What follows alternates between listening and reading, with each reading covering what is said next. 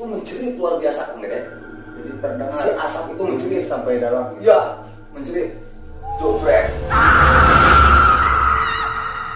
Nah si asapnya itu berliku seperti apa namanya ya, seperti ular atau gimana ya, saya juga kurang paham makhluk. Menurut orang lain yang mengalami, ada keranda terbang ya, keranda mayat yang berjalan sendiri. Assalamualaikum warahmatullahi wabarakatuh.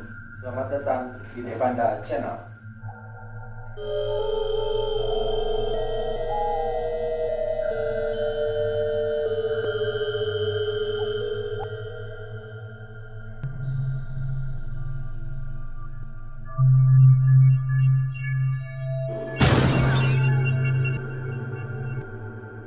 Kita sebagai manusia merupakan makhluk yang paling sempurna. Tidak bisa memungkiri adanya keberadaan makhluk astral di sekeliling kita yang bisa kapan saja menunjukkan eksistensinya atau keberadaannya. Dan pada malam ini, saya sudah mendatangkan satu orang narasumber yang akan menceritakan atau yang pernah mengalami gangguan mistis pada dirinya. Langsung saja, di samping saya sudah ada. Selamat malam, Kang Azrail. Selamat malam Kang Dede. Selamat malam sahabat subscribe semua. Oke, Kang Azrail Ya. Punya pengalaman apa tentang gangguan mistis pada diri Kang Azrail? Ya, sebetulnya kalau disebut gangguan kurang tepat, tapi pengalaman ya. Iya. Nggak ada pengalaman mistis banyak yang saya alami. Kebetulan waktu itu saya juga sebagai ojek, ya namanya ojek kan sering keluar malam, kapan aja ada tarikan, ya di situ kita jalan gitu kan. Iya. Salah satu yang waktu itu saya alami, saya masih ingat betul, uyut saya. Uyut itu ayahnya kakek ya, ayahnya kakek Uyut itu. Jadi Uyut saya itu meninggal. Nah saya ditugaskan sama kakek itu untuk memberitahukan paman yang keberadaannya memang di luar daerah gitu, di luar kota atau luar dari desa saya ini kan.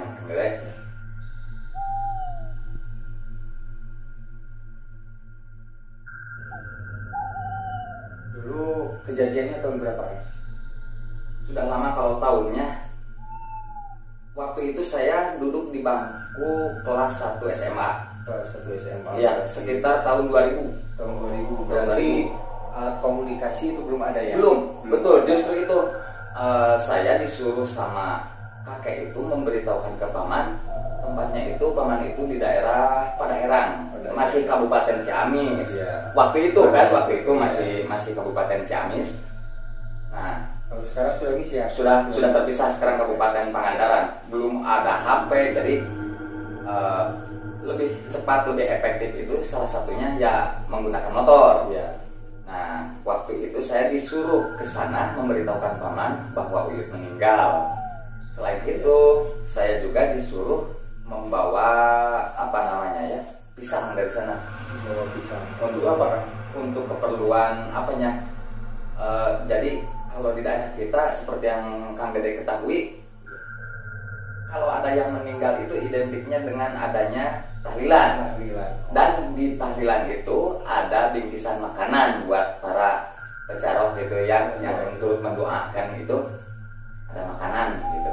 Nah saya disuruh membawa dari sana karena memang paman di sana bertani pisang. Gitu. Pisang. Ya. Nah waktu itu saya juga belum mempunyai SIM. Ya, jadi saya berangkat dari sini subuh sampai ke Padaherang itu jam 7:30 lah. Jadi berangkat subuh itu menghindari polisi. Polisi ya, itu tepatnya. Karena memang waktu itu saya masih SMA, belum mempunyai SIM ya. Iya. Nah singkat cerita saya ceritakanlah ke paman bahwa Uyut itu meninggal dan disuruh membawa pisang untuk keperluan di acara tahlilan itu. Nah rencana saya itu ingin pulang pada asar. Ya, karena memang barang bawaannya itu banyak, pisang itu hampir 1 kintal membawanya. Jadi di depan saya membawa motor, di depan 1 karung 50 kilo, belakang 50 kilo. Di atasnya ada kardus, di dalamnya itu cabai. Nah, meleset dari jadwal yang memang rencana pulang asar itu kenyataannya habis maghrib, karena memang packing dulu, persiapan dulu gitu.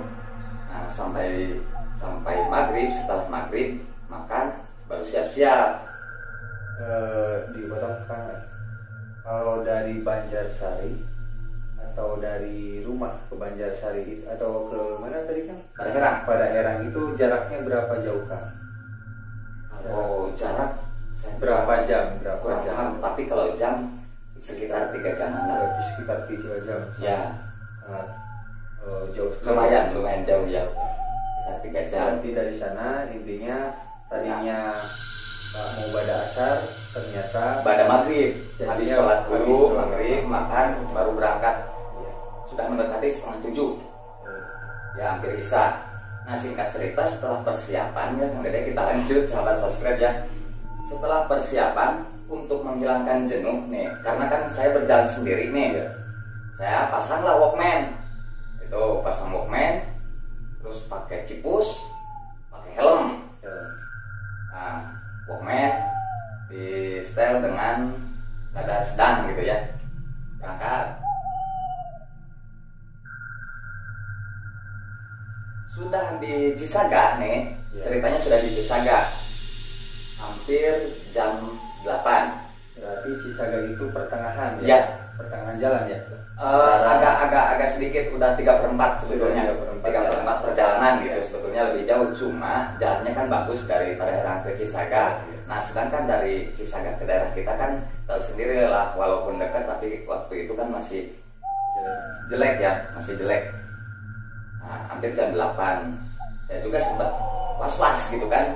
Dari Cisaga ke arah Ranca kan melewati kebun karet, kebun coklat yang memang identiknya dengan hal-hal serem gitu, karena memang jarang rumah ke rumah itu kan.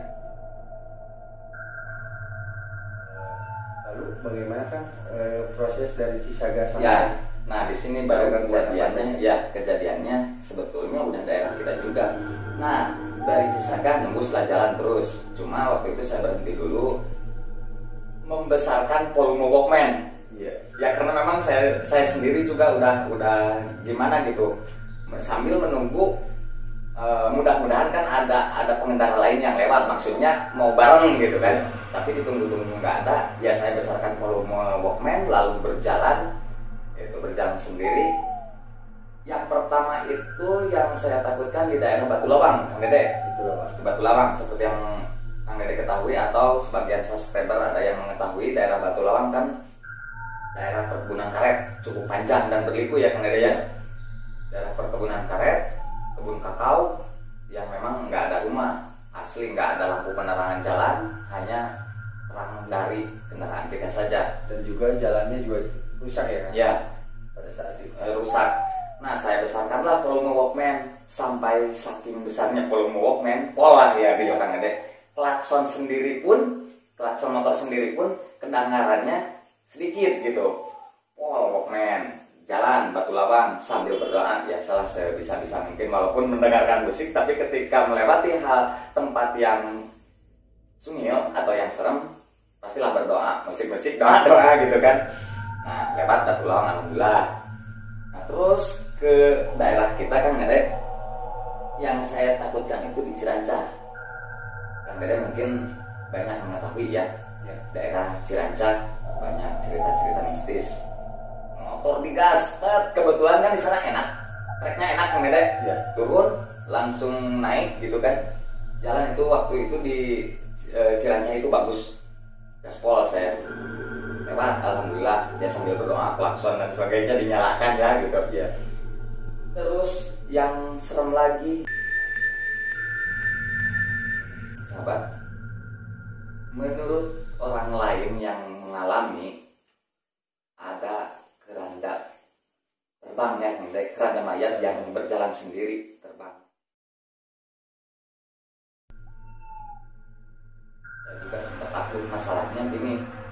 digas jalannya hancur. Waktu itu masih koral.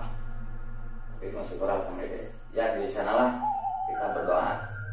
Titik itu merupakan titik yang paling saya takutkan di sana sebetulnya. Iya. Nah, nggak sempat saya bayangkan di depan bahwa saya akan menemukan sesuatu di depan, maksud saya mengalami sesuatu di depan sana, bukan di lewat. Alhamdulillah. Nah, padahal di sana itu saya belum mendengar cerita-cerita miring, tapi ada yang aneh nih Kang Dede. Ketika saya enak membawa motor nih, ada asap. Ya, dari jauh sudah terlihat. Udah sekitar jarak 10 meter udah terlihat ada asap. Warna apa? Putih asapnya biasa, normal putih. Cuma saya enggak berpikiran ke arah hal mistis ya. Saya hanya mencurigai, itu mungkin kabut biasa kan. Kadang-kadang ada kabut yang berdiri gitu kan. Ada asap. Nah yang itu, si asap itu berdirinya di tengah jalan loh Kang Dede. Ya, di tengah jalan.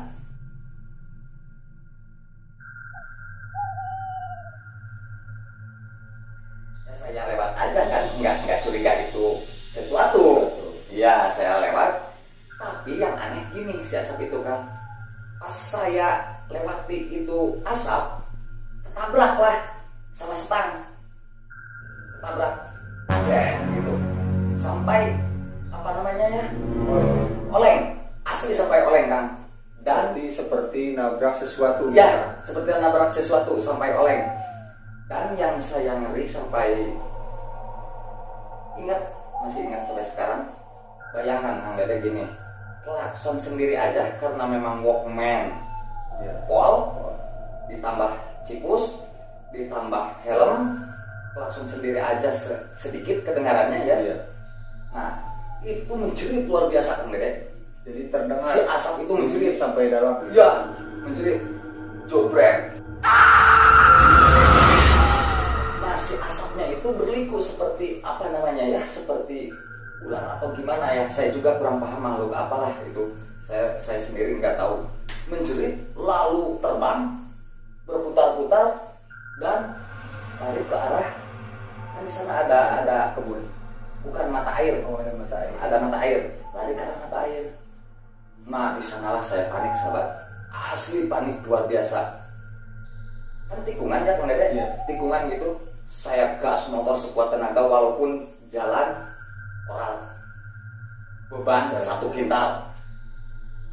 Tepadoli lah cekak sana, tepadoli motor rusak oke, tepadoli saking paniknya, saking panik. Sampai di tempat saya tidak bisa berbicara, saya turunkan dan langsung saya lemes, tubuh itu lemes. Ya, efek dari semuanya Kang Dede, 3 bulan saya sakit dan trauma, tidak berani keluar sendiri malam-malam. Ya. Oh, untuk kejadiannya Kang, itu sekitar jam berapa kejadian? Enggak begitu malam Kang Dede. Belum terlalu malam. Bayangkan kalau perjalanan 3 jam, Cisaga aja jam 8, kemungkinan jam 9-an ya.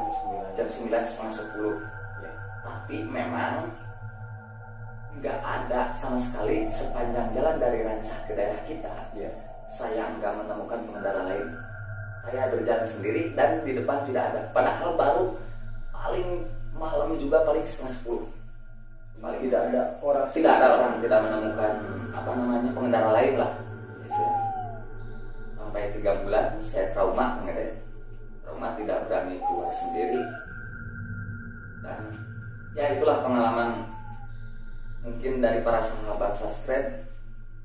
Ada yang tahu makhluk apa itu, sampai detik ini pun saya nggak tahu nih namanya ya. Ya, namanya makhluk apa ya? Ya, yang jelas cuma asap tapi menjerit dan mempunyai massa. Kalau massa itu ketika tertabrak itu seperti ada barangnya gitu loh, padahal asap. Nah itu yang saya herankan gitu loh. Asap itu besar Kang atau sebesar pohon kelapa. Sebesar pohon kelapa asapnya, enggak terlalu besar ya. Tingginya sekitar 4 meter. Tinggi berarti ya. Sekali. Tapi ketika menjerit dia memanjang Kang Dede. Menjerit berliku memanjang dan sekitar 10 meter jadi memanjang, berputar dan menghilang gitu, menghilang ke arah mata air itu. Kemungkinan menurut Kang Dede sendiri makhluk apa? Kalau mungkin Kang Dede tahu atau gimana gitu. Kalau saya sendiri nggak tahu dan saya nggak pernah menanyakan ya itu, nggak pernah menanyakan ke orang-orang yang tahu hal dunia misteri gitu ya, dunia mistis. Mungkin dari sahabat subscriber semua ada yang tahu bisa langsung komen ya, kira-kira makhluk apa ya, betul itu ya, karena memang saya sendiri yang mengalaminya, saya nggak tahu sampai saat ini gitu ya. Tadi Kang Azroil itu kan salah satu cerita mistis yang dialami oleh Kang Azroil. Tadi di awal katanya pernah mengalami juga banyak lagi kisah misteri lain ya. Iya. Banyak pengalaman ya. Karena memang waktu itu saya ngojek pula ya, yang namanya SMA kan kalau udah pulang jam ngojeknya dari asar ke malam gitu kan. Terus selain itu kan saya suka camping kan, suka camping. Nah di camping itulah banyak pengalaman mistis yang memang di luar nalar. Kalau di luar nalar itu di luar nalar lah. Itu luar biasa pengalaman mistis ketika camping itu. Ya. Tahan dulu kan, buat sahabat semua yang penasaran apa saja sih cerita mistis yang dialami oleh Kang Azroil, baik saat dia ngojek ya, ataupun saat camping. Sepertinya akan seru di cerita mistis berikutnya ya kan. Ya, lebih seru dari yang ini gitu ya. Lebih mendebarkan dan lebih ekstrim, sebetulnya ada yang lebih ekstrim gitu. Seperti itu. Oke, terima kasih Kang Azroil sudah menyempatkan ya, sama-sama Kang berbagi Dede. cerita. Senang rasanya bisa bercerita bersama Kang Dede. Ya. Untuk teman-teman yang masih penasaran apa saja cerita mistis yang dialami oleh Kang Azroil, nantikan di video berikutnya. Terima kasih.